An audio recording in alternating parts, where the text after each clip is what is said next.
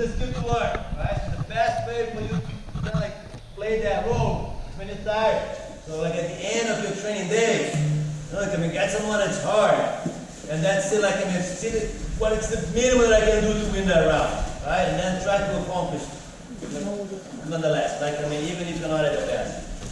So, different phases of the fight, right? So we started from the beginning, right? So we wanted to score first, and then, you know, like, I mean, 5 minutes to the ground, to the mass here, and one of you will be winning. So now we're moving more towards like the final stages of the fight, particularly the side control. The wide side control and not mount and not back. I would say, like, I mean, training mount, training back is a bit of a waste of time as far as tournament goes.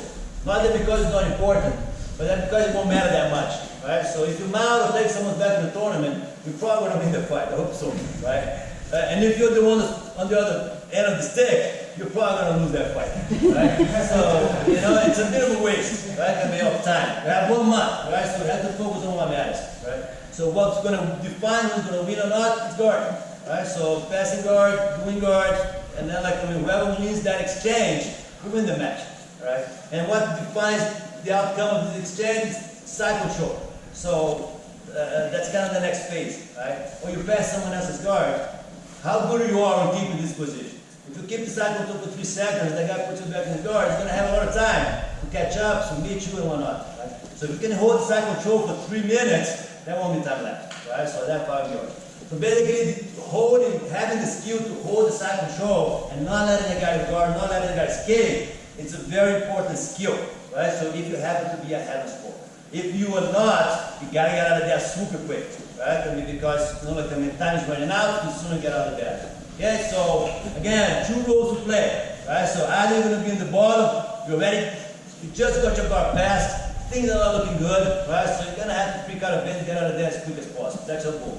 If you're the one on top, things are looking good. If you're ahead of score, 3 points is a lot, right? And then just hold that fight, and then like try to kind of like procrastinate as much as possible, and then make your opponent take as much time as possible to get out of there. Okay? So starting with the side control. So yeah, because that's really important. So the side control, you can choose the side control variation that you like the most. Tagatami, on your knees, switching, facing the hips, you choose. North, south, whatever. Right? And the person on top, hold it tight. So you're the one defining what are the grips that you're going to have. Worst position possible for the person in the bottom.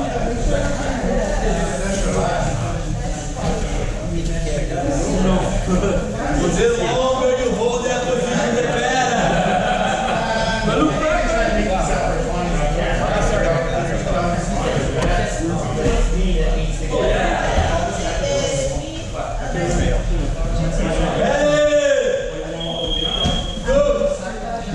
Foi embora com muita raiva.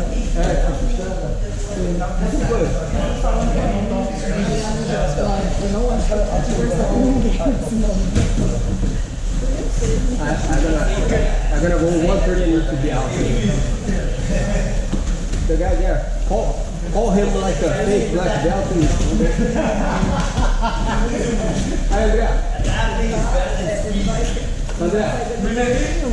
He said that you're not too black belt. He said that you're not too black belt. He said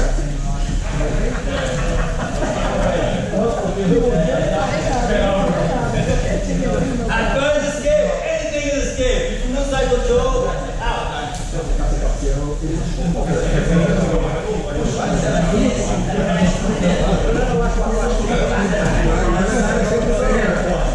Foi um tempo, o cara pegou a virada, ele sentiu mas não estava feliz não, tadinho. Também entendo.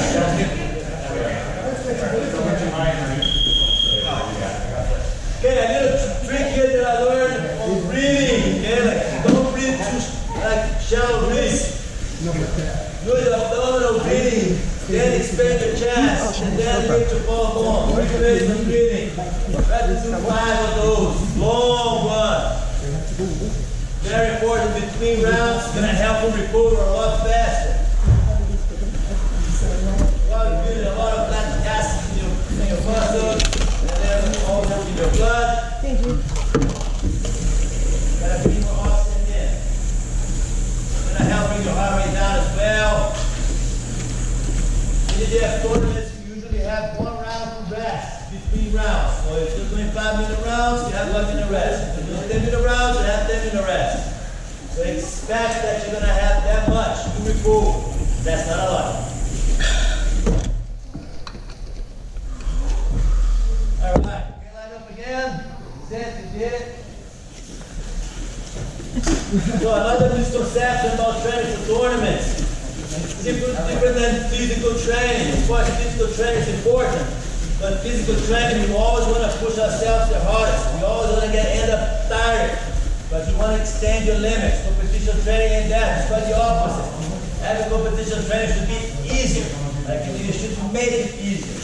So you don't need to push yourself harder than you should.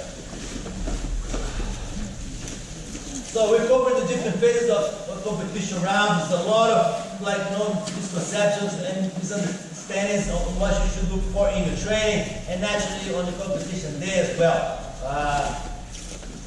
The goal is pretty simple and just stick to that. You want to win, right? Doesn't matter how.